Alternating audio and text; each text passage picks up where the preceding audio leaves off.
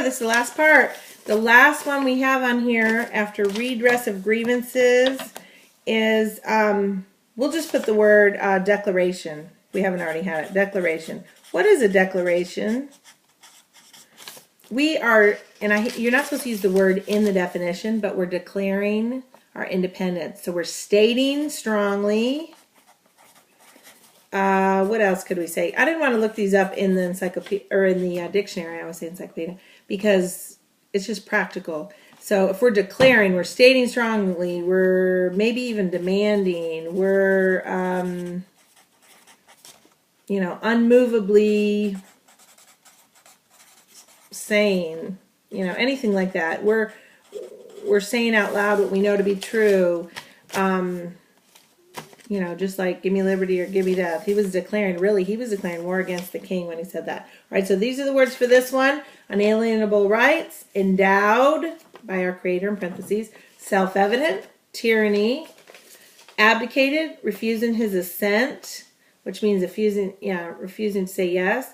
Redress of grievances, what is that? We tell you what's wrong, you respond to us. You can't just not respond. That's what the king did. And declaration, what's a declaration? Stating strongly, demanding, unmovable stance, our unmovable opinion. All right, so we have these two so far for today. Your last one, if you have extra spaces from the other words that I gave you, I have a great fill-in that I want you to do. So I noticed some of you might have had like 4 words done. And if I didn't give you the definitions and you need the definitions, I'll email them to you if I never did. Sometimes from week to week, I should have watched my videos and taken notes sometimes. But I felt like the first set was just much more cohesive and I was kind of cut and pasting this time. If you have like 4 in there, what you can do for the other 4 is do quotes. Like you can do, I regret that I have but one life to give for my country, Thomas Hale. You can do, duty is mine, the result is God's, John Quincy Adams. You can do, give me liberty or give me death, Patrick Henry. You can give me, don't fire until you see the whites of their eyes, which is, I'm not going to mess it up this time. It's not Captain Parker, it's Colonel Prescott. You have Captain Parker says, don't fire unless fired upon, but if they mean to have a war, let it begin here. Shot and heard round the world. Okay, you have all those quotes that you can put and fill in. So if you have any that's like a partial, which you should, because I'm going to be painstakingly going through your lap books and making sure you have all your definitions and everything in there. You guys have been given lots of opportunities and catch-up weeks, and so I want to make sure you have everything in there. It makes it fair for everybody else who does too. So I once took a class and the teacher said we had to do all these things to get an A, and so I did them all, and he was one of my favorite teachers. But then other people would just be late or not turn in assignments. And then at the end, he gave them this big bonus thing where everybody basically could get an A. I worked really hard for my A.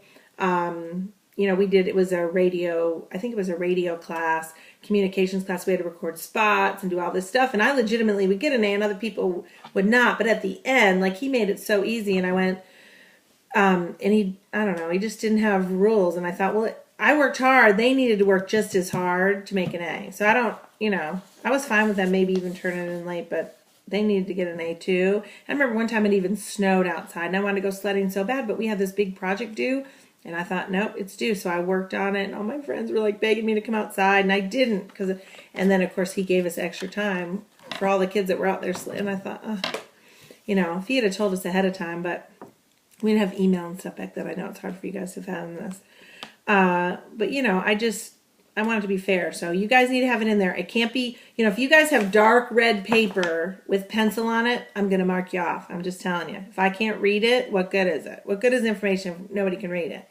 So it needs to be legible and it needs to be halfway neat. You guys are going to, if you want to go to college or do anything in life, you're going to have to be legible unless maybe you're a doctor. But then even in college, your handwriting's going to have to be at least legible or else type it up. I've told you guys, I typed this up. You can take something and you can type it up. This is Lou Wallace of Indiana. So I typed that up. You can type out of your head. So you can do that. If you can't write neat, just type it up, then cut it out. I just don't want it copied off the website because to me that's not fair. All right, it's not fair to everybody else who did it. All right, Bill of Rights. We're going to do one more of these. And then we're going to be done. I'm looking at the time because this is the last part. So So Bill of Rights, do the same thing, only this time you're going to do Bill of Rights up top. And you can do like a little header, you can do whatever you want. But you have, let's see, let me get a little Bill of Rights page out here. I had it a second ago. Alright, so organized.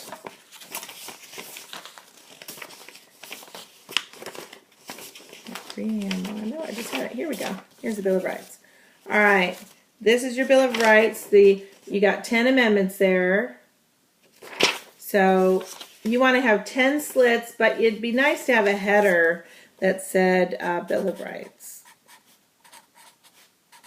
And you can put it in layman's terms. That's okay. So Bill of Rights. So when you start folding, I would fold under where your header says Bill of Rights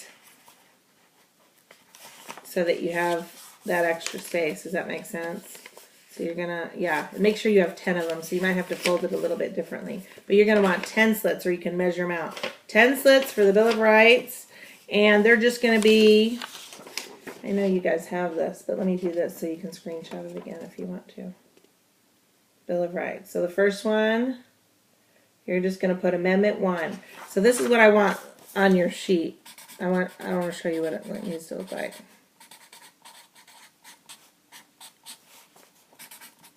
That way you're going to have Amendment 1, Amendment 2, and then you're going to have what the amendment is. And you're going to have them cut just like these. So let's see, this has 3, 4, 5, 6, 7, 8.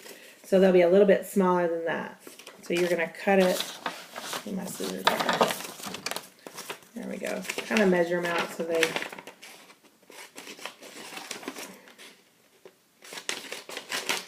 Like this. You guys get it? Amendment 1, you pick it up, you have the First Amendment, and of course the First Amendment is freedom of religion, speech, press, assembly, and petition. And this amendment guarantees that citizens can practice their own religion. It also gives freedom of the press and freedom of speech. It can be something simple like that, but it has to have an explanation. You guys want to screenshot that? Can you see it? All right, let me put it closer to, can you read it? All right, so those are the amendments you want on there because we want the Bill of Rights on there. It's very important. All right, so we want the Bill of Rights. So you have your 2 vocab flaps. You have your, where did I put that little thingy again that I kept holding up? You have your little thing where it says, did you know, that we did on the first lesson, did you know? And then you're going to have your Bill of Rights. All right, so this is what I want to see in your lap book. All right, on Friday, we are going to act out the Battle of Bunker Hill, and I'm going to give you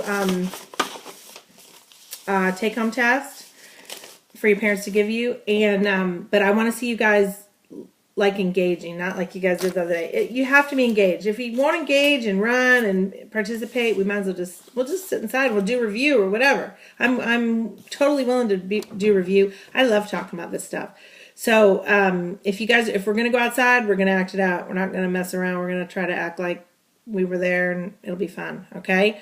I think that's it. So work on your lap books and, just do the best you can. Make it legible. Make it neat. Just look at it like it's homework. If you look at it like it's homework, it's a little bit different than, looking at like, it's just dumb arts and crafts project. So I hope you guys have the rest of a good week, and I will see you Friday. Thanks.